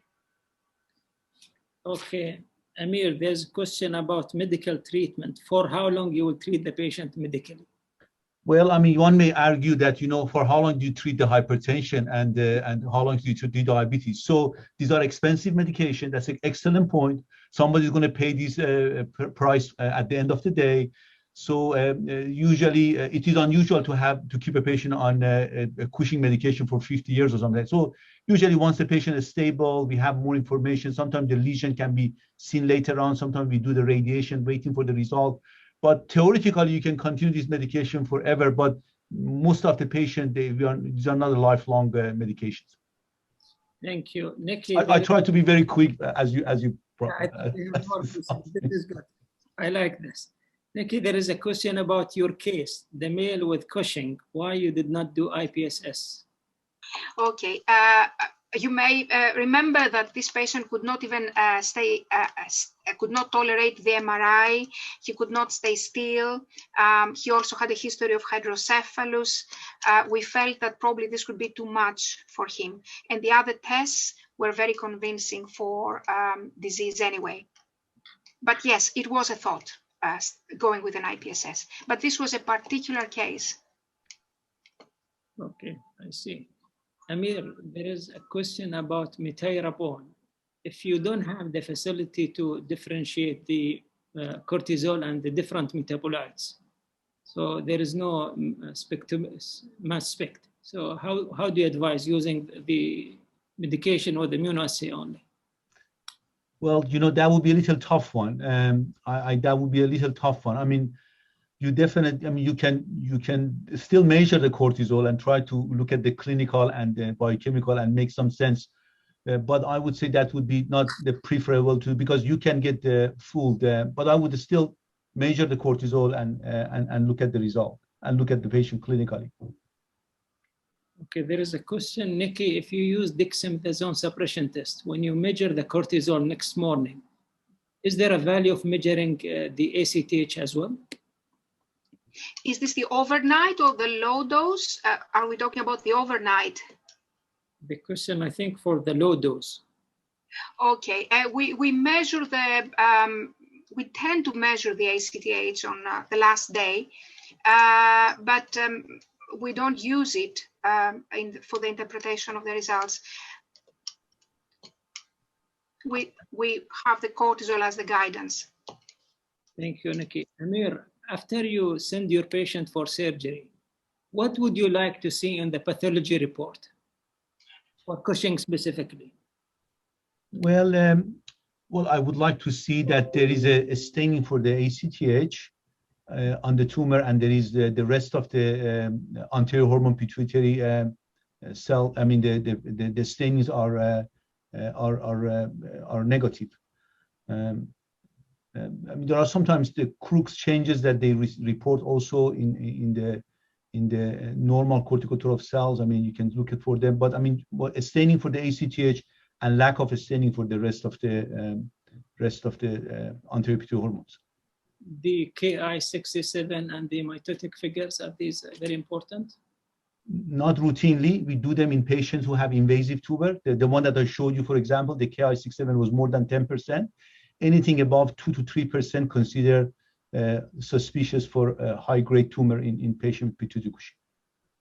Great. I think we have a question for both of you. Different strategy. How do you follow a patient post-surgery? Do you have a steroid coverage protocol or there is no steroid coverage? Please, both centers. We want to hear the experience from both centers. Niki, we'll start with you. Yeah. So we are talking about the perioperative cover, I assume. Yeah. Okay. Yep. So recently the policy we have is that we do not offer steroids post-operatively to the patients, and we measure the cortisol every 6 hours. The patients are under very close supervision, of course. And we are waiting for this hopeful undetectable cortisol. Amir? Yes, very similar. We do not give them any, I mean, they have plenty of steroid during the surgeries. I mean, cortisol. We do not give them cortisol during surgery. We monitor them post-op with the cortisol and ACTH about 4 times a day. And then levels less than 3, or the patient symptomatic, then we will again draw labs and then start the patient on steroid. Let's assume cortisol is around, I don't know, using the animal, 200, day 3. Would you image, would you wait? What you would do for cortisol level that did not suppress or did not drop significantly? Niki, and then Amir. And this is post after transsphenoidal surgery. So it depends on the value, of course, but if we have a value, let's say of 300-400 nanomoles per liter, we are pretty convinced that surgery was not successful. Of course, there are some cases in which there is a delayed response. What we do is we have a meeting with a surgeon, with a pathologist, with our neuroradiologist to decide as to whether our surgeon will go back. Amir? Yeah, I would say similar. I mean, sometimes you know that you got half of the tumor out, not all of it out. Sometimes you have a understanding before the surgery. You have the PAT coming back in a day or two, give you information about that.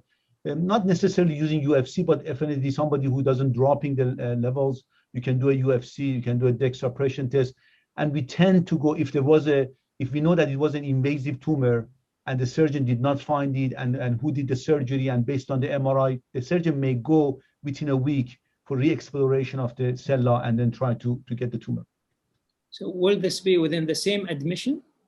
Yes, in the same admission. So usually we have this window of a week about, we don't want to delay this too much. Maybe to have something to do with the scar tissue. So if you want to go back again, we try to go back soon rather than after a couple of months. Niki, question about the vascular protection in patient with Cushing disease preoperatively. What would you give for how long? We do offer thromboprophylaxis, and we tend to continue, although I have to admit that this is not a consistent protocol. We would continue it for about a month post-operatively. We very well know that the guidelines on that are not consistent, though. Amir, would you like also to share your experience? I mean, I think looks like, when we were sitting around the table, we asked people, what do they do? Everybody said something, it's interesting that nobody's following it. So if you have a level more than 5 times above the upper limit of normal, it may not be a bad idea to start the prophylaxis before. It seems to be, especially in the first 1 month after surgery, up to 2 months is the most notorious time for the DVTs. So although it has not been consistent, but I would use the 5 times above the normal UFC before surgery. And for most patients, we offer them, and it seems to be safe when they want to go home. Great. Amir, question, Niki, about cortisol daycare. When would you use, and what are the specific situations that you find it very useful? Obviously, in the setting of Cushing's, I guess. So I use cortisol daycare when I offer medical treatment to our patients. And here in the UK, we mainly use metyrapone. So we measure the cortisol at specific time intervals. When I was in Oxford, we used to do a more extensive cortisol daycare during the same day. And our aim, our target was a mean of of cortisol of around 300 nanomoles per liter. This is mainly a UK approach. I don't know if it is followed by other centers or other places around the world. Amir, it seems you want to comment. Well, I have learned many things from the UK, so this is one of the things I have learned from them too. So I would say I like to idea, and I do that. So on metyrapone, we measure the levels a couple of times. We bring the patient to the clinic, measure that, try to keep it between 8 to 12. That's a goal that we have. So I think that go along with the same 12 will be about 300 nanomole per liter. So 8 to 12 is our goal for the metyrapone. Yeah. There's a question about silent corticotroph adenoma, positive pathology after removing non-functioning adenoma apparently. Or what's the follow-up and treatment strategy? Amir? They tend to be more aggressive, and so these patients need to be, the one that I shared with you is kind of a little bit clinically silent that I shared with you with the cabergoline, need to be monitored closely. We would have a lower threshold for radiation therapy in these patients. Medical therapy can be used, cabergoline can be used. So watch them more closely and have a low threshold for radiation therapy. Great. Question about the radiotherapy. If a patient is on cabergoline, or let's answer this specifically, and then for any other functional adenoma, would you stop cabergoline or let's say somatostatin analogs in case of acromegaly? Niki? Sorry, the question is if I would continue on these medications if the patient is going to have radiotherapy. Yes. Would you stop for a while until he receives the radiotherapy and then resume again? Does it affect the outcome of the radiotherapy? In all honesty, I don't know. Our oncologists tend to stop this treatment, but I'm not sure if there are data in favor or against that. Okay. Now, Amir, can you talk to us, how would you start metyrapone in terms of dosing? When will you bring the patient, and what tests you will focus mostly on?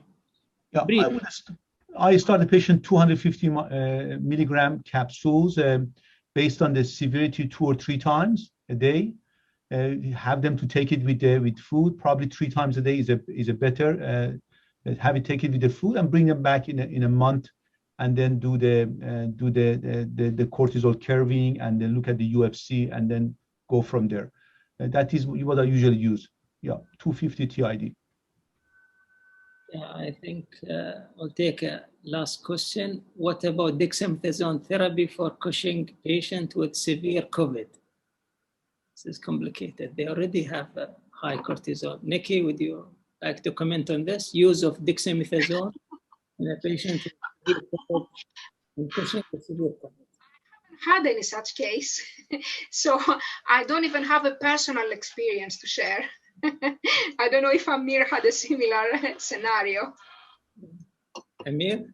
Well, I mean, there are patients who have Cushing and they can have a radiculopathy and they may get benefit from an injection of the steroid to their faucet. So I would say, I tell them that you have too much cortisol. If your doctor feels that there is a need for excess cortisol, you can take it and then try to make it as short as possible, and then go from there. Thank you, Amir. I think there are lots of questions. We cannot finish them in a short period. Maybe we need another session for the Q&A only. I'd like to thank you, Niki, Amir, for an excellent presentation, nice discussion. It was a rich content. And thank you very much. We'll close the session, but we'll announce few things. Please stay with us as an audience. So would like you to fill a feedback on the webinar, and also please tell us about what future webinars you are interested in. And also we want evaluation of the speakers and of the program in general. Also, I'd like to remind you that we have another webinar coming about adult hypophosphatasia, June 21st. Please stay tuned, save the date, and join us as well.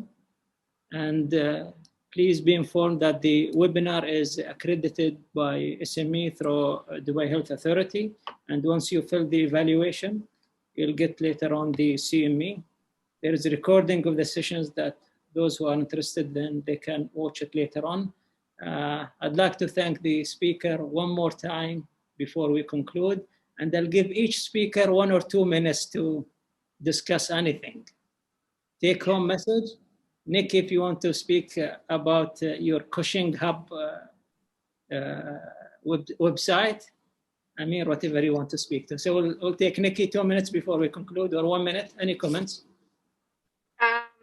Comments generally, Cushing's is always didactic. The more Cushing's we see, and this has been said many times, the more we learn. Listen to your patient. Be ready that we will make mistakes. Be ready that sometimes we will not follow 100% the protocols. So I find it probably the most fascinating condition in our specialty, especially in pituitary endocrinology. For the Cushing's, we have established the Cushing's Hub in collaboration with Professor Grace Avila, with Frédéric Castinetti, Professor Castinetti from France. This is a site where you can be informed about new papers, new on Cushing's, any type of Cushing's, news, cases, guidelines. And if you would like to log in and become a member, that would be fantastic. And just one more thing, I would like to thank again the organizers for the kind invitation. By taking part to these webinars, it's not just a pleasure, but I also learn, and I'm grateful for that. Thank you. Thank you, Niki. Amir? Well, I want to echo definitely the last part. I just definitely learned from these things. So thank you so much, and thanks for the invitation. You know, about the Cushing, I would like to say one thing. We all see patients who come to us, they think they have Cushing, they come for a cure, and of course we can't find it. I never tell them that you don't have Cushing syndrome. I just tell them that at this point, I'm not convinced that you have Cushing. I have burned a couple of times. I have learned that I do not tell the people that you do not have Cushing. I tell them at this point, my result is negative. If the things get worse, if they have more symptoms, then I want you to come back and I'll reevaluate you. So I think that is my general advice to my colleagues, to try to avoid say you do not have it. I mean that sometimes we try to do that. And then the last part, which is not related to Cushing, is that I wish I could see the pictures of the people. I just see the picture of the panelists. There are so many brothers, sisters in that area that I would want to see their face. But anyway, just my heart is with you, and thank you so much for giving me such a good time when I was in the UAE, and I really miss you guys. Future meetings, inshallah, face to face, we'll see you all, inshallah.